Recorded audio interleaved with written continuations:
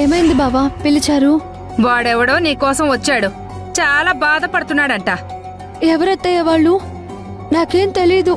అయ్యయ్యో, వాడెవడో నీకు తెలియకుండానే సరాసరి ఇంటికొచ్చేస్తున్నాడా?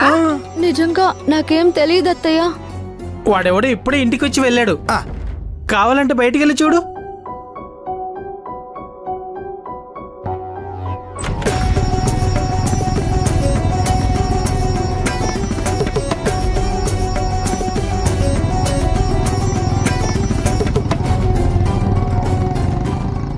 నా డబ్బులు నాకివ్వకుండా ఏడిపించి మళ్ళీ నా ఇంటికే వచ్చి నన్ను అల్లరి చేయాలని చూస్తున్నాడా?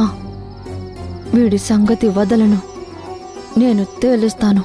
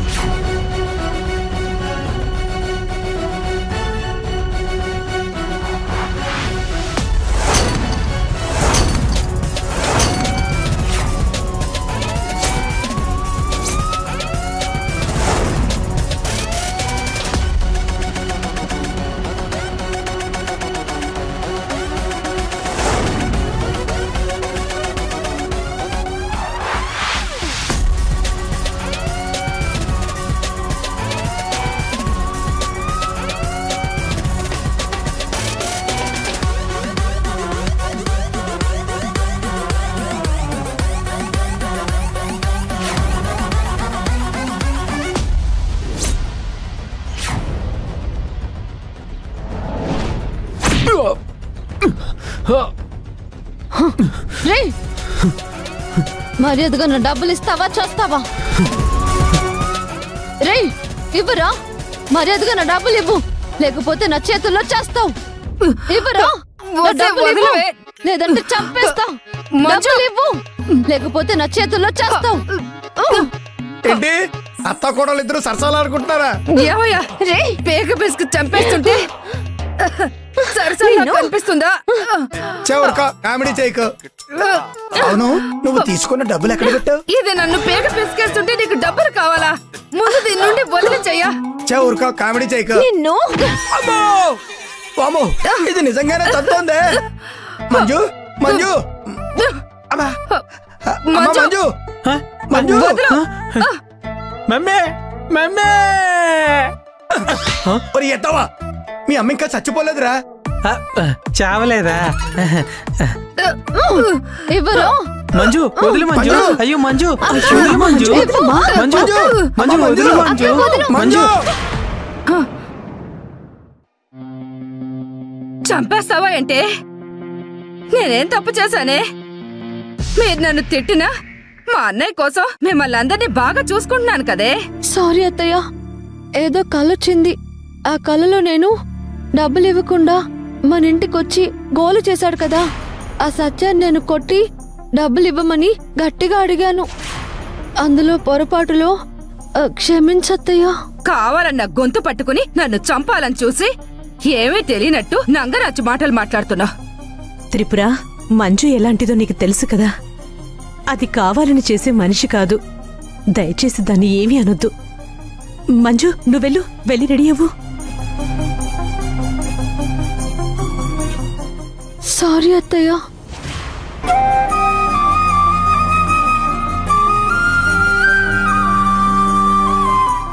మంజు మంజు, ఏం ఆలోచిస్తున్నావమ్మా? నేనెంత పిలిచినా పలకట్లేదు. నాకేం చేయాలో అర్థం కావట్లేదమ్మా. ఈ నెల ఎలా గడుస్తుందో తెలియట్లేదు. ఒక పక్క ఇంటి ఖర్చులు, మరోవైపు హాసిని కాలేజ్ అడ్మిషన్ ఫీజు గురించి మాట్లాడాలి. అక్క, అడ్మిషన్ గురించి అంత టెన్షన్ పడకు. ఫస్ట్ నేను వెళ్ళి ప్రిన్సిపల్ సార్తో అడ్మిషన్ గురించి మాట్లాడతాను.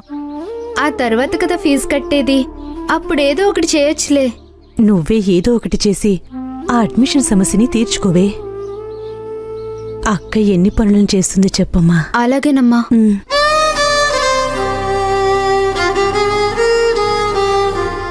మంజు, మన మధ్యతరగతి జీవితాలు రంగుల రాట్నం లాంటివి. పైకి లేచి ఆకాశాన్ని అందుకుంటున్నామనే లోపే పరిస్థితులు కిందికి లాగేస్తూ పాతాళానికి పడేస్తుంటాయి. ఆలోచిస్తూ సమస్యలకి లొంగిపోకూడదు. ధైర్యంగా నిలబడాలి. నువ్వెక్కువగా దిగులు పడకమ్మా, సరేనా? మనింటికి ఒక అబ్బాయి ఇచ్చాడంట. ఎవరమ్మా అతను?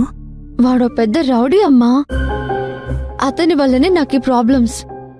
వాడు నన్ను ఏడు పెంచడానికి ఇంటికొచ్చి ఏదేదో వాగితే అత్తయ్య వేరేలా అర్థం చేసుకుంది. వాడు నాకు ఏదో ఒక రోజు దొరుకుతాడు. అప్పుడు చెప్తాను అతని సంగతి.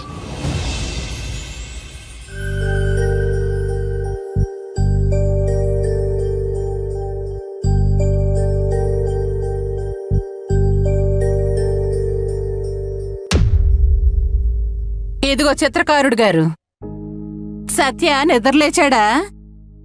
లేవడం ఏంటమ్మా, రెడీ కూడా అయిపోయాను. బొమ్మలేసి వేసి మీ నాన్న కూడా బొమ్మలా మారిపోయాడా ఏంటి? మనుషులతో మాట్లాడడం మానేశాడు. ఆయనకి ప్రాణం ఉన్న మనుషుల కంటే ప్రాణం లేని బొమ్మలే ముఖ్యం అమ్మా. నా గురించి ఆయన్ని అడగడం వేస్ట్. ఏదున్నా నన్నే డైరెక్ట్గా అడుగమ్మా. అంతేలేరా, బొమ్మలతో మాట్లాడినా మీ నాన్నతో మాట్లాడినా ఒకటే.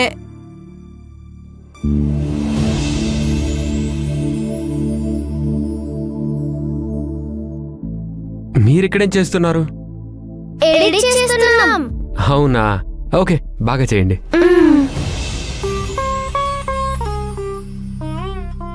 ఏదో మొండిగా వడ్డీ వ్యాపారం చేసుకొని నిలబడ్డాను కాబట్టి ఈ సంసారం సాగుతుంది.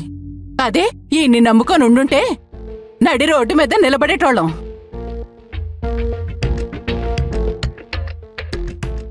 నీకంటే ముందు చిన్నోడికి పెళ్ళైపోయింది. నీ పెళ్లి కూడా త్వరగా చేసేయాలరా. త్వరగా అంటే ఇప్పుడు అప్పుడే కుదరదమ్మా. త్వరలోనే ఎలక్షన్స్ ఉన్నాయి. మహానంది అన్న ఎలక్షన్స్ పనులన్నీ నాకే అప్పగించారు. ఆ పనుల్లోనే బిజీగా ఉన్నానమ్మా. అదేట్రా అలా అంటావ్? నీ పెళ్లి కోసం నేను చాలా కలలు కన్నాన్రా. పెద్ద బిజినెస్ మ్యాన్ కూతుర్ని తెచ్చి నీ పెళ్లిని 5 స్టార్ హోటల్లో చేయించాలని 50 సవర్ల బంగారం, కనీసం 10-20 కోట్ల కట్నం తీసుకురావాలని చాలా అనుకున్నాన్రా. ఎలాగా ఆ చిన్నోడు లవ్ మ్యారేజ్ చేసుకున్నాడు. నా కళ్ళన్నీ సగం చెరిపేశాడు. నువ్వన్నా నేను చూసే మంచి అమ్మాయిని చేసుకోరా. అలాగే అమ్మా, ఆ పెళ్లి, ఆ అమ్మాయిలు, ఆ విషయాలన్నీ తర్వాత మాట్లాడుకుందాం. జస్ట్ ఒక్క నిమిషం ఉండు. డబ్బులుంచు. బాధ్యతలు తెలుసుకున్నావాడంటే నీ ఇలా ఉండాలిరా. మగాడంటే 4 డబ్బులు సంపాదించిన దాంట్లో 4 రాళ్లు వెనకేసుకోవాలి.